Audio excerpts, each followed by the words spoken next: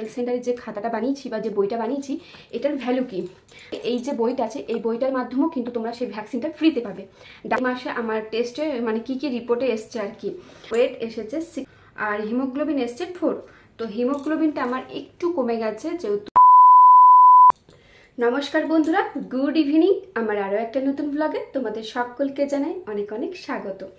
তো তোমরা সবাই কেমন আছো? আশা করি সবাই খুব ভালো আছো আর আমরাও বেশ ভালো আছি। তো আজকে নিয়ে চলে এসেছি আরেকটা নতুন ব্লগ। তো আজকের ব্লগটা কি হতে চলেছে আশা করি টাইটেল আর থাম্বনেল দেখে তোমরা বুঝে গেছো। তো আজকের ব্লগে তোমাদের সাথে আমি আলোচনা করব এই যে আমি হেলথ সেন্টারে যে খাতাটা বানিয়েছি বা যে বইটা বানিয়েছি এটার ভ্যালু কি, বা এটা কি আদৌ বানাতে হবে বা না বানালে কি হবে আর বানালেই বা কি হবে। তো সেটা নিয়ে আজকের ভিডিওটা তোমাদের সাথে আমি আলোচনা করব। তো এই বইটা হচ্ছে তোমার হেলথ সেন্টার থেকে বানাতে হয়, যাদের গ্রামে হেলথ সেন্টার আছে সেই হেলথ সেন্টার থেকেই এই বইটা বানাতে হয়। এবার বলে আসি এর কাজ কি আর এই বইটা ঠিক কত সময়ের মধ্যে বানাতে হয়। যখন আর কি প্রেগনেন্সি ধরা পড়ে তার ঠিক মানে সেই মাস থেকেই বলতে পারো এই বইটা গিয়ে পরে হেলথ সেন্টারে বানিয়ে আসতে হয়। মানে প্রেগনেন্সি চলাকালীন 3 মাসের মধ্যে এই বইটা বানিয়ে। এই বইটার এবার বলে দিই কি কাজ। প্রথম যখন আমরা প্রেগনেন্ট হই তো প্রথম মাসে আর তৃতীয় মাসে আমাদের দুটো ভ্যাকসিন থাকে। অনেকেই সেই ভ্যাকসিনগুলো যে ডাক্তারের চেক আপ করাচ্ছ, যে ডাক্তারের আর কি আন্ডারে আছো, তো সেই ডাক্তারের কাছ থেকে অনেকে মানে দেশে দুটো ভ্যাকসিন নিচ্ছ। তবে এই যে বইটা আছে এই বইটার মাধ্যমেও কিন্তু তোমরা সেই ভ্যাকসিনটা ফ্রিতে পাবে। ডাক্তারখানাতে গিয়ে যেমন ধরো তোমাকে একটা টাকা দিয়ে ভ্যাকসিনটা কিনতে হচ্ছে, কিন্তু এই বইটার সাহায্যে তুমি ফ্রিতে পাবে। আমার যেমন আমি প্রথম দুটো ভ্যাকসিন কিন্তু এই হেলথ সেন্টার থেকেই বা এই বইয়ের মাধ্যমে কিন্তু আমি নিয়েছি, যেখানে আমাকে কোনো টাকা লাগেনি, পুরোটাই ফ্রিতে হয়েছে। তারপর অনেক সময় দেখবে যখন আর কি বাচ্চা হয়ে যায়, বাচ্চার প্রথম মাস থেকে তোমার 16 বছর পর্যন্ত মনে ভ্যাকসিন থাকে, তার মধ্যে প্রথম মাস থেকে 5 বছর পর্যন্ত পরপর অনেকগুলোই ভ্যাকসিন থাকে।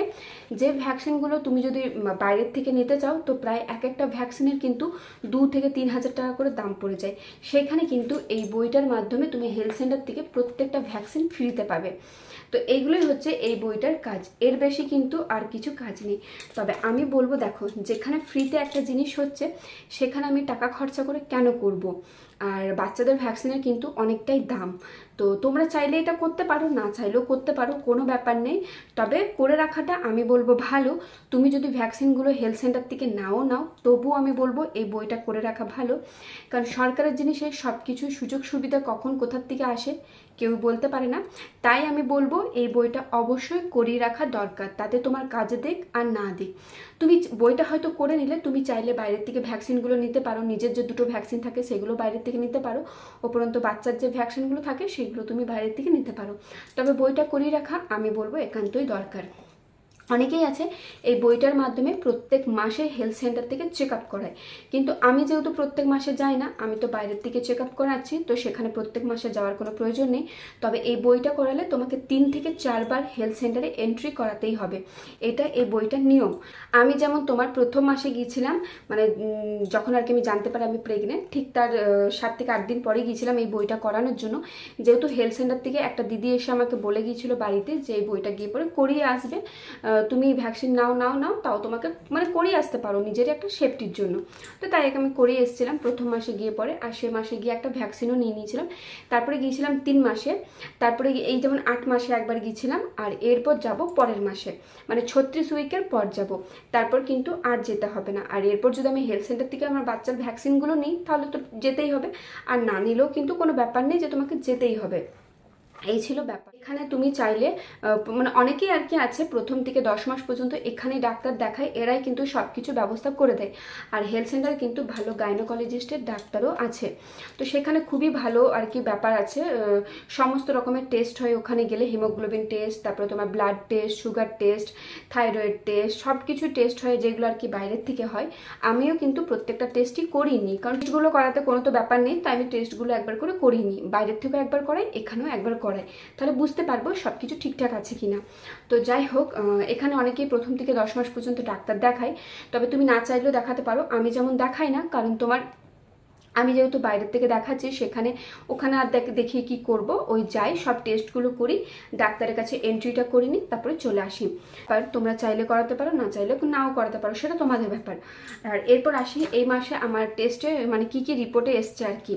তো আমি যেমন ওখানে যখন আর কি যাই, তো ওখানে গিয়ে প্রথমে এইরকম একটা তোমাকে প্রেসক্রিপশন বানাতে হবে আর কি হেলথ সেন্টার থেকে। আমার যেমন এই পেজটা ভরে গেছে, তাই এই পেজটা যেমন এই মাসে দিয়েছে। তো এই একটা প্রেসক্রিপশন তোমাকে বানাতে হবে, আর এই প্রেসক্রিপশনটা কিন্তু তোমাকে প্রথম থেকে শেষ পর্যন্ত রাখতে হবে। বাচ্চার যখন ভ্যাকসিন চলবে তখনও কিন্তু এই প্রেসক্রিপশনটার দরকার। তো সেখানে আমি বলবো যত্ন করে এগুলো রাখাই ভালো। তো আমি বলি, প্রথম যখন আমি দেখাতে গিয়েছিলাম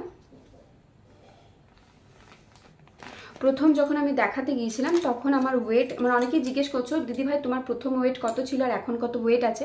তো আমি যখন প্রথম ডাক্তার দেখাতে গিয়েছিলাম তখন আমার ওয়েট ছিল 55 কিলো, আর আমার বিপি ছিল 133/80, আর আমার হিমোগ্লোবিন ছিল 11.2, থাইরয়েড তো 4.15 ছিল। আর তার পরের মাসে যখন ডাক্তার দেখাতে যাই তখন আমার ওয়েট ছিল, তো তার পরের মাসে যখন আমি ডাক্তার দেখাতে যাই তখন আমার ওয়েট ছিল 59, আর বিপি ছিল 126/75, আর তোমার থাইরয়েডটাও ঠিক ছিল 4.15 এই ছিল, আর হিমোগ্লোবিনটা 10.2, মানে এক পয়েন্ট কমে গিয়েছিল। আর তোমার সুগার ছিল 106। তো এই ছিল আমার দ্বিতীয় মাসে। আর তো তার পরের মাসে যখন আমি ডাক্তার দেখাতে যাই তখন আমার ওয়েট ছিল 61, আর আমার বিপি ছিল 113/62, আর পালস রেট ছিল 101, আর সুগার ছিল 118, আর হিমোগ্লোবিন ছিল 11.2। এটা ছিল তৃতীয় মাসে। আর এরপর আসি এই মাসে আমার রিপোর্টে কি এসেছে। এই মাসে আমার যেমন ওয়েট এসেছে 62 কিলো, মানে এই মাসে মাত্র 1 কিলো ওয়েট বেড়েছে। আর বিপি এসেছে 131/75, পালস রেট 116। তারপর তোমার সুগার এসেছে 153, আর হিমোগ্লোবিন এসছে 10.4। তো হিমোগ্লোবিনটা আমার একটু কমে গেছে, যেহেতু আগের বারে ছিল 11.2 আর এবার এসেছে 10.4, তো প্রায় 1 পয়েন্ট কমে গেছে। তো সেই জন্য ডাক্তার বলেছে এখন যেহেতু আমার 8 মাস চলছে, তো এখন তো ব্লাডটা মানে ঠিকঠাক একটা জায়গায় থাকা দরকার, মিনিমাম 11 তো থাকা দরকারই। তো সেই জন্য বলেছে ভয়ের কিছু নেই, যেহেতু তোমার 10 আছে, তবে আমি বলবো ওয়েট মানে আর কি হিমোগ্লোবিনটা চেষ্টা করো 11-র মধ্যে রাখার, কারণ এটা 8 মাস চলছে, পরের মাসে 9 মাস, তার পরের মাসে কিন্তু আমার ডেলিভারি ডেট আছে। তো সেই জন্যই বললো যে হিমোগ্লোবিনটা একদম পারফেক্ট রাখো যাতে না কমে। তো যার কারণে কিন্তু এই মাসে আমি একটু বেশি করে কুলেখাড়া শাক, বেদেনা, খেজুর এগুলো খাচ্ছি, যাতে ব্লাডটা আমার আবার আগের মতো 11.2 বা 11.5 যেমন হোক 11 যেন হয়ে যায়। তো এই আর কি ব্যাপার ছিল, খুব একটা যে কমে গেছে সেটা নয়, 1 পয়েন্ট কমে গেছে। তবে এই সময় যত দিন যাবে তত তো ব্লাড কমতেই থাকবে, তো সেই জন্যই আর কি এইগুলো খাওয়া। তো সেই জন্য আর কি বেশি করে কুলেখাড়া শাক খাচ্ছি।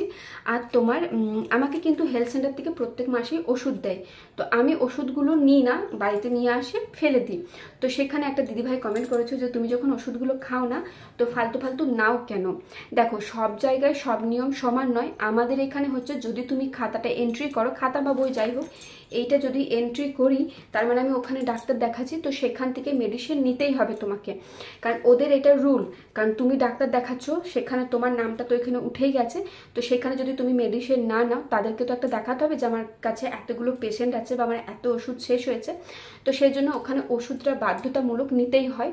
তো আমি অনেকবারই বলেছি যে আমি বাইরের থেকে দেখাই, আমি ওষুধটা নেব না, তবে যাই হোক ওনারা বলেছেন মানে তুমি খাও না খাও ওষুধটা তোমাকে নিতেই হবে, যার কারণে নিতে বাধ্য হয়। তাছাড়া কারোরই ভালো লাগে না যে ওষুধগুলো কষ্ট করে নিয়ে এসে আবার ফেলে দিতে, কারণ আমি ওষুধগুলো ফেলে দিচ্ছি, সেখানে হয়তো সেই ওষুধগুলো কারোর কাজে লাগবে।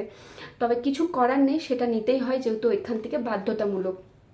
তুমি যেখান থেকে দেখাও সেখান থেকে হয়তো বাধ্যতামূলক নয়, তবে আমাদের এখান থেকে বাধ্যতামূলক, তাই আর কি ওষুধগুলো নিতেই হয়। এই হয়েছে ব্যাপার। তো তোমাদের সাথে আমি আমার এই রিপোর্টটা শেয়ার করলাম। আর এই মাসে কিন্তু আমি যেখানে ডাক্তার দেখাই সেখানে আমার কিন্তু টেস্টগুলো আমার আর করা হয়নি, কারণ যাওয়া হচ্ছে না, যেহেতু তোমাদের দাদাভাইয়ের একদমই ছুটি নেই এই মাসটাতে, তো সেজন্য আর কি যাওয়া হচ্ছে না টেস্টগুলো করানোর জন্য। তো মানে টেস্টগুলো না হলেও কোনো ব্যাপার নেই, যেহেতু আমার একটা জায়গায় তো টেস্টটা হয়েই গেল। তো এটা খুব সুবিধা হয়।